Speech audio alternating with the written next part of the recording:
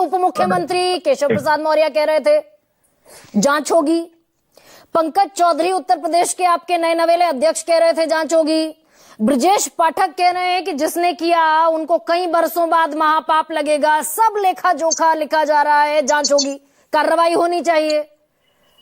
तो ये कार्रवाई पर गुलमुंडी मारकर कौन 1 महीने से बैठा हुआ है भाई, या क्या कार्रवाई मुझे नहीं पता, तो आप बता दीजिए।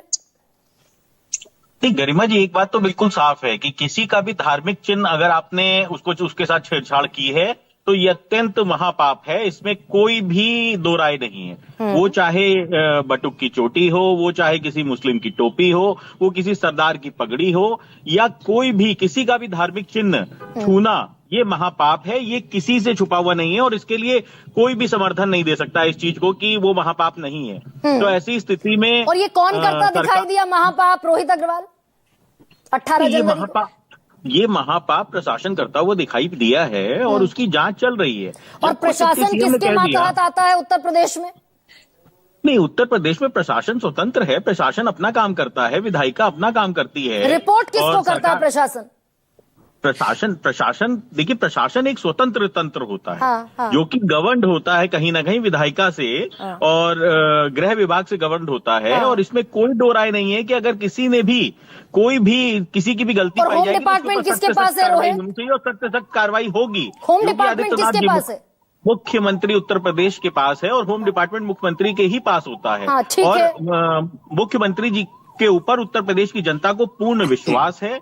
मुख्यमंत्री जी के जितने भी आज तक कार्य उनके द्वारा किए गए हैं, उनके ऊपर उत्तर प्रदेश की जनता ने विश्वास जताया है और उत्तर प्रदेश को 1 ट्रिलियन इकोनॉमी बनाने के लिए मुख्यमंत्री जी का जो प्रयास है वो कहीं ना कहीं सार्थक होता हुआ दिखाई पड़ रहा है। 1 ट्रिलियन पर तो आएंगे अभी धर्म पर, तो भाई जिस धर्म की हुंकार भरी जाती है पहले उस पर तो बात कर लें। 1 ट्रिलियन तो वो 24 में भी हो रहा था, 25 में भी हो रहा था, 26 में भी हो रहा है। लेकिन रुकिए एक सेकेंड भाई, उत्तर प्रदेश के मुखिया होम डिपार्टमेंट के कर्ता धर्ता हैं।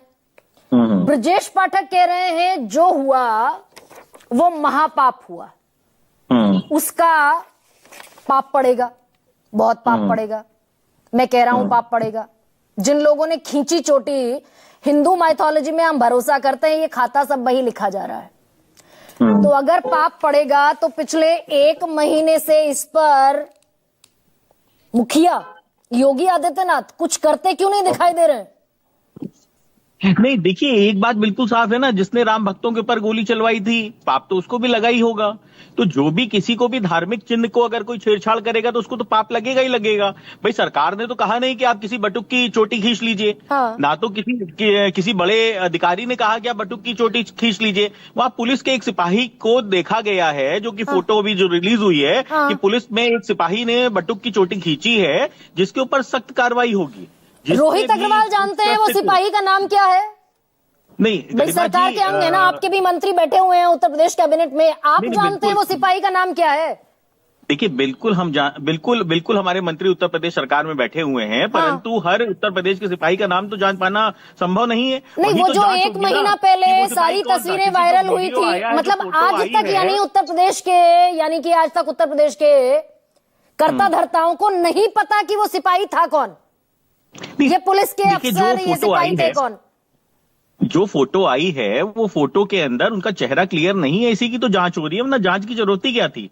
अगर यही क्लियर हो जाए कि वो सिपाही कौन है जिसने बटुक की चोटी खींची है, तब तो सीधे कार्रवाई करने की जरूरत है, फिर जांच की क्या जरूरत है? संभल में आधा घंटे के भीतर 50 चस्पा हो गए थे पोस्टर्स, आधा घंटे के भीतर। अब वो सब नकाब पहने हुए थे, सबने बाकायदा अपने चेहरे को ढक रखा था, सबके पोस्टर आधा घंटे में चस्पा हो गए थे। गरिमा जी, अब आप पत्थर फेंकने वालों को, दंगाइयों को और पुलिस को इक्वेट करेंगी तब तो संभव नहीं हो पाएगा। उसी पुलिस को आपके उप मुख्यमंत्री कह रहे हैं भाई, विश्वास रखना पड़ेगा। परंतु अगर किसी ने भी कोई गलत कृत्य किया है तो उसको सजा मिलेगी और उसका संविधान के अंदर प्रावधान है। भाई किसी भी धार्मिक प्रतीक के साथ अगर छेड़छाड़ की जाएगी या कोई भी व्यक्ति अगर जनेऊ पहने हुए है और उसके साथ अगर छेड़छाड़ की जाएगी तो उसके ऊपर तो कार्रवाई होना निश्चित है ना। रोहित, अच्छा एक सेकंड, रोहित 1 सेकंड। लखनऊ में एक महिला के ऊपर 14-15 लड़कों ने फब्तियां कसी थी, लखनऊ के गोमती नगर में। अगले दिन विधानसभा में मुख्यमंत्री ने बयान दिया था कि एक आरोपी का नाम यह है, दूसरे आरोपी का नाम यह है। यहाँ 1 महीना बीत गया, कोई दरअसल किसी तरह की कोई सुगबुगाहट ही नहीं है, आप तक को नहीं पता कौन है ये लोग। जिस घटना की आप बात कर रही हैं, जहां तक मुझे ज्ञात पड़ रहा है, उसी घटना को लेके विपक्ष कहीं ना कहीं जातिवाद का खेल खेलता है। हाँ। कि मुख्यमंत्री ने सिर्फ 2 ही व्यक्तियों का नाम लिया, जो कि एक खास धर्म से था। हाँ। और एक खास जाति से था। परंतु सत्यता ये थी उस केस के अंदर कि उस समय तक वही 2 व्यक्तियों की पहचान उजागर हुई थी, बाकियों की हुई नहीं थी जब मुख्यमंत्री जी ने नाम लिया था। बाकियों की उजागर शाम तक हुई थी। इस वाले केस में भाई मैं तो आपकी पुलिस पर भरोसा करती हूँ, आपके मुख्यमंत्री पर भरोसा करती हूँ। इस केस आप नोएडा में रहती हैं, आप और मेरा बड़ा सीधा सा सवाल है भाई, 1 महीना 3 दिन बीत गए, सब कान में तेल डालकर सोए हुए हैं इतनी बड़ी घटना पर।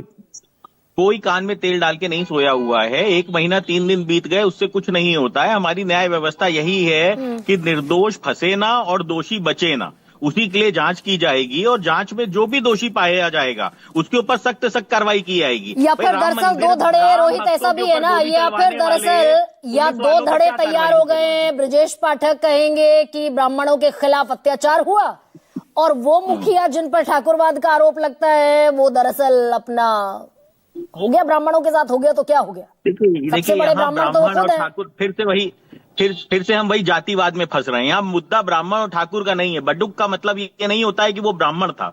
बटुक का मतलब ये होता है कि जो व्यक्ति ने संन्यास का मार्ग चुनने की लिए आगे बढ़ा है और वो एक बच्चा है जो कि संन्यास का मार्ग चुनने के लिए वो अपनी शिक्षा को ग्रहण कर रहा है, वो किसी भी जाति का हो सकता है वो, तो इसलिए उसको ब्राह्मणवाद में फंसाना, उसको ठाकुरवाद में फंसाना, ये कहीं ना कहीं फिर से वही समाजवादी पार्टी का नैरेटिव है। भाई पाप हुआ, ठीक है रोहित भाई, पाप हुआ।